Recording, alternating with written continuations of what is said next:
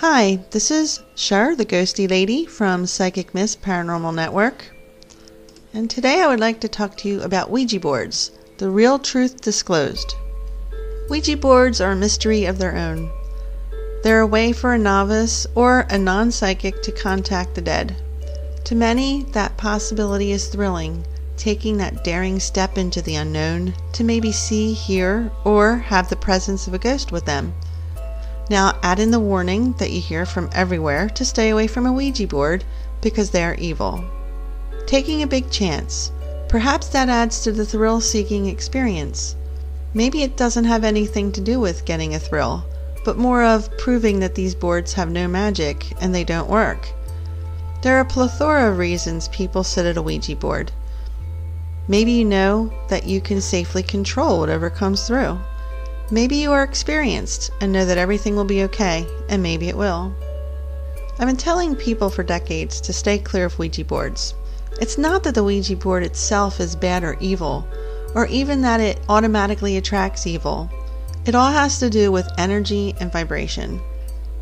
When someone sits down to do a Ouija board session, they have the intention to contact the dead, or in actuality, a spirit. Very few people have a particular target in mind, such as a dead relative, but that is one of the many reasons why Ouija boards are used. You set your intention, and that intention is through your thoughts. Your thoughts have waves, brain waves. Brain waves can be measured scientifically. Let's use the example of radio waves. Do you see radio waves going through the air, traveling from their towers to their destinations? Of course not. But everyone knows that radio waves exist. Brain waves are the same. You cannot see them, but they go out into the air and head to a destination. Radio waves move to a desired location, and so do brain waves. So you set the intention that you want to contact the dead or a spirit.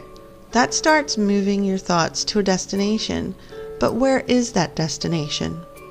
This is something that most people will never even give second thought to or realize. So two things are already happening here that you didn't think about. First, you set your intention on something random, unless you specifically ask for a particular person. And second, you have no idea where your thoughts are heading. Even if you set your intention to contact a specific person, energies that are in the range of your thoughts and intentions can and will pick up and receive your brainwaves. So now you are inviting them to your Ouija board session, whoever or whatever they may be. And believe me when I say, good and evil are all around us. Next, there is no guarantee that your brainwaves will reach the specific person of your intentions. There's a lot more to contacting spirit than just the intention. Don't get me wrong, intention is needed and can be very powerful. If the spirit or person you wish to contact just happens to be in your brainwave range, then you may surely find yourself in contact with them. However, the bad news is that if they are in your brainwave range, they more than likely are still attached to the earth plane and did not move on after death. Now, of course, there is always an exception when it comes to the paranormal world and its million mysteries, but you can be fairly sure that this is the case. So what does this mean for you, the Ouija board user? It means that you just opened yourself up to a world of entities that you have no idea who or what they are. The good and the bad alike. Now they see your request, your call to the dead, which is considered an invitation. Let's get into this further. Without knowing about how energy, vibration, and universal laws work within the spirit world, you are literally playing Russian roulette with a Ouija board. When you sit down for a session with a Ouija board and begin your session, the entities that you are capable of calling upon are lower level entities. These are the beings who dwell on the lower level vibrational planes of existence. These can be deceased people who are murderers and similar kinds of humans. There are non-human entities such as demons, and there are otherworldly entities who are also malevolent. Not every entity that dwells on a lower level of vibration is malevolent, though. There are many reasons why a benevolent being may be stuck or trapped in these vibrations. They could be people who committed suicide or don't realize they're dead, among a few reasons. These lower level entities are going to be your first contact. Now, to make things even more fun for you, the Ouija board, under the correct conditions, and these will be conditions that you will never be aware of until it is too late, can open a portal or gateway to another place. This is even a bigger chance of a Russian roulette game. Good, evil, who knows? So why are mediums, people who contact the dead all the time, or psychics who see, hear, and interact with deceased people or other types of entities, safe from the dangers that the Ouija board possesses? They know how to work with the 3 important rules of safety and spirit contact. Let's go over these now. So the first is energy. Every psychic and medium learns a lot about energy and how to manipulate it, control it, and work within it. Everything is energy, including you, me, and every entity in this universe. It doesn't matter what dimension or plane of existence they dwell on. So, in considering dimensions and planes, there are so many of them, you couldn't count them all. They are all around us, intertwined in our world and overlapped.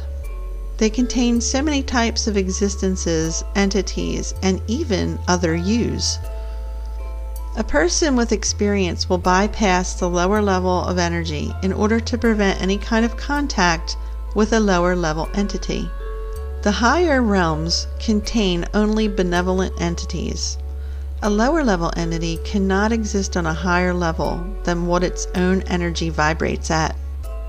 So you may wonder how a medium can contact a deceased person who did not make it up to a higher level and may still be attached to the earth plane where so many benevolent and malevolent entities dwell and still be okay. This is where vibration and universal laws come into play. Mediums and psychics know how to raise their own vibrational level, which protects them against malevolent beings. Even demons and devils need to obey universal law, and any good medium and psychic will know how to utilize these laws to protect themselves. An entity that does not have your best interest in mind needs an invitation to enter into your life. Now, this does not apply to an evil deceased person. If a person in life was a mean bastard or a killer, they don't care much about universal law. So that is where bypassing lower levels come in. Demons or other non-human malevolent entities do have to obey universal law, so they need an invitation. Now you might be saying, what moron would give them an invitation? This is the tricky part. An invitation may not seem to be what you think it is. Using a Ouija board in itself is an invitation. You are inviting them to come to you whether this is your intention or not. Asking an entity to do something to prove they are there is an invitation of sorts as well. In an evil haunting, telling the spirit to leave a loved one alone and bug them instead, that is a direct invitation. What happens to you is really dependent upon what type of entity you are lucky enough to come in contact with, and you will never know for sure what you have until it has infested your life. Then good luck getting rid of it if it is a harmful being. There are many evil beings that can tell you all about your life, act like your deceased loved one, show you love, kindness, and act as though they miss you and want to spend time with you. And this is all to get your attention and trust before pouncing on you like a shark in bloody water. Contacting the dead is not as easy as one might think, but doing it through methods that seem to be the shortcut are not worth the chance or risk. Without having knowledge of how to work with energy, vibration, and universal law, you're jumping into the frying pan and hopefully you will come out unscathed. There are so many people and families who are plagued with demonic or other evil entities that cannot be freed of their infestation, and in some cases they have become oppressed or possessed. In a regular haunting, a ghost will usually haunt a location. If you can't deal with the haunting, usually moving will free you of the issue.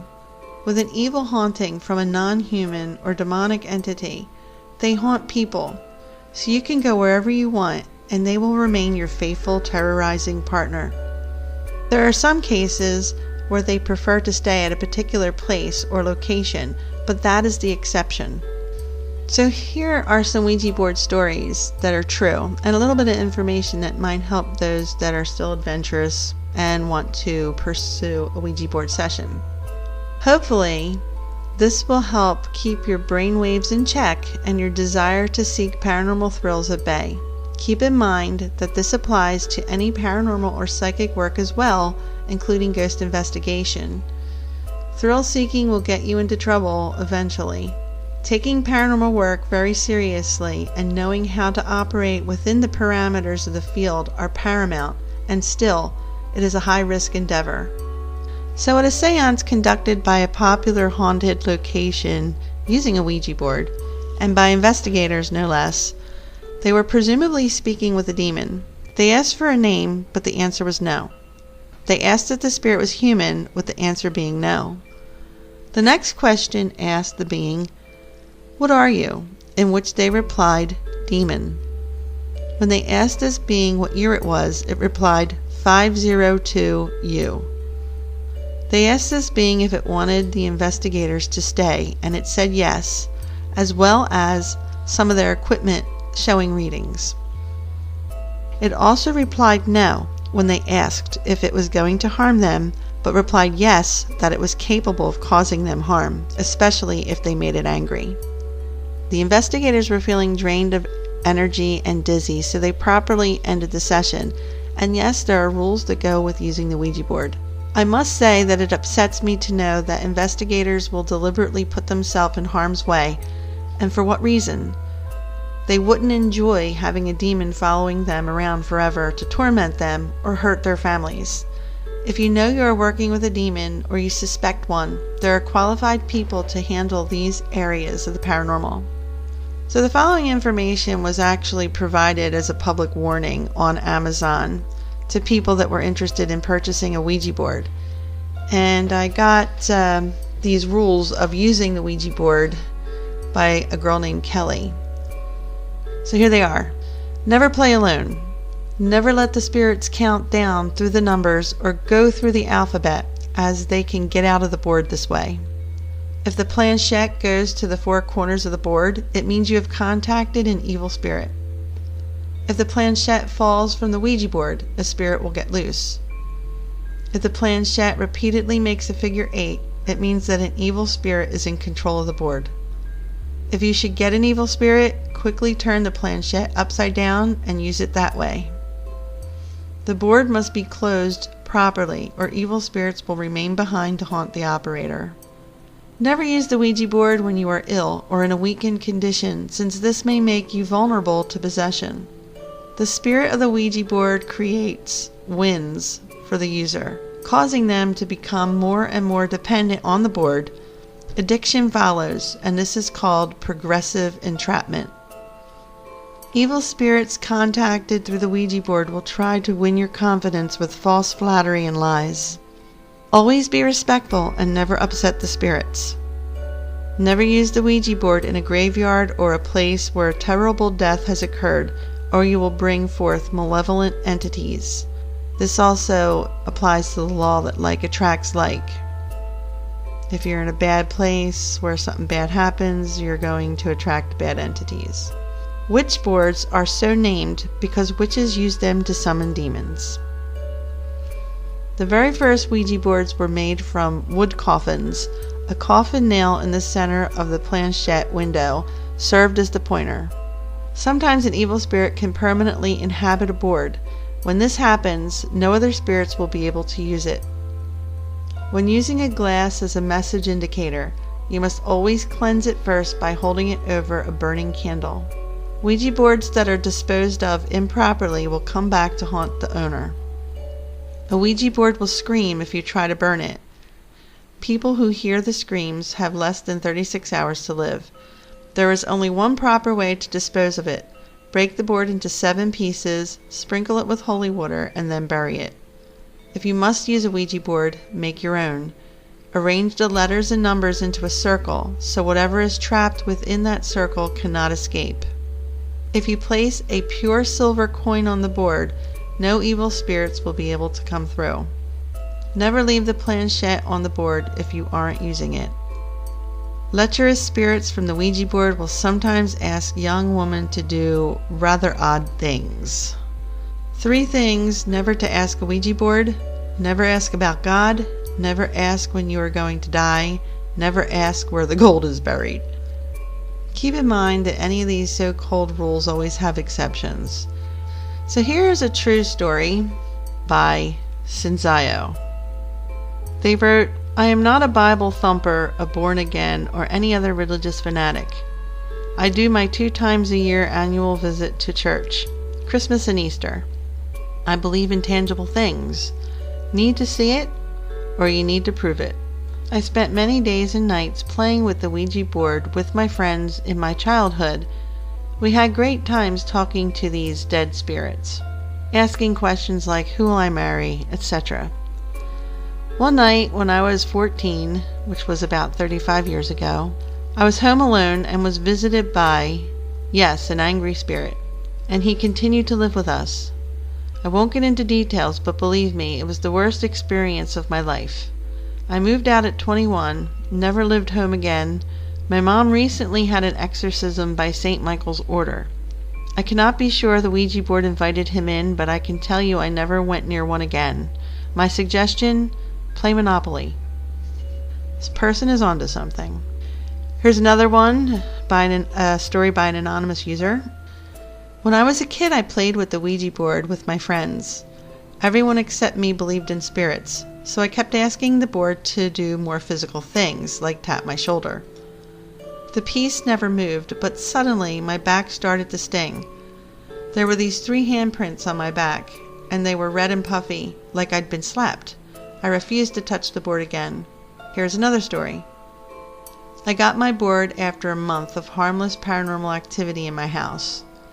When I contacted something, the planchette started doing figure 8s across the board, which is a huge no-no. That's supposed to mean that something demonic was present. I didn't touch it for months. When I tried again, I asked where the spirit was in the room. My vision went spotty. I saw vivid images of my head jerking back, and the words, 'with you,' were whispered into my ear by something I couldn't see. I sold the board." Now the following story is a serious case of what can truly happen from tapping into the worlds that you don't know about. It is sad, but this is how a demon operates. They use the universal law to destroy a life. It was titled The 16th of December 2017, A Tragic Ending. It was about 10 years old when I started dealing in witchcraft. The only friends that actually knew about this were the ones who were close to me. Over the years I became more interested in light craft instead of dark craft. When I was about 16 to 17 years old, my friend called me in tears, asking if I could help her, and she and some of her friends decided to deal with Satan and opened up a portal to the other dimension, and a demon got through. Nothing happened at first, so she brought out her Ouija board and started playing with her friend. When I got the call, she begged me to go over there, so I did, but I didn't know what she did. And when I got to her house, she said, "We're burning the board." I freaked out because it would just piss the demon off, so I ran outside, but the board was gone. They didn't realize what they had done, so I sat them down to tell them, and they looked at each other with fear. After that, me and the 2 people went to a store so I could put some spell on rocks and get salt. The guy I was with, his phone went off and he answered. He didn't say anything and just handed me the phone, and I said, "Hello?" My friend said that she had found the Ouija board on the coffee table. I said, "Don't touch it. Get your salt and put it around you." I heard a voice, but not of anyone who was in the house. It said, "They're gonna die." I calmly told my friend not to leave the house or it will follow you, and they stayed until we got back. I blessed the house and did what I needed to do. The other people freaked, so I did everything I could. A couple of years later, I got a phone call from my friend's parents, and they told me that she committed suicide and left a note saying, "It's in my head," over and over at least 100 times. She carved it in the wall and on her legs. I'm 100% positive that it was the demon because the Ouija board kept coming back to them. Of course, this story is extremely sad, and no, never do anything associated with Satan or demonic activity. That's just asking for it. However, you don't have to try to mess around in that area to find something dark just the same. I could go on and on with horrifying experiences, as there are so many out there with similar stories, including tragic ones. Stay safe. If the paranormal interests you, go to a person who knows what they're doing, or learn to tap into your own abilities with the help of a professional. If you have had any experiences, good or bad, with a Ouija board or demonic activity, we would like to hear your stories, and will only use them with your permission. Otherwise, it will remain between us. Thanks so much for listening, and I'll talk to you soon.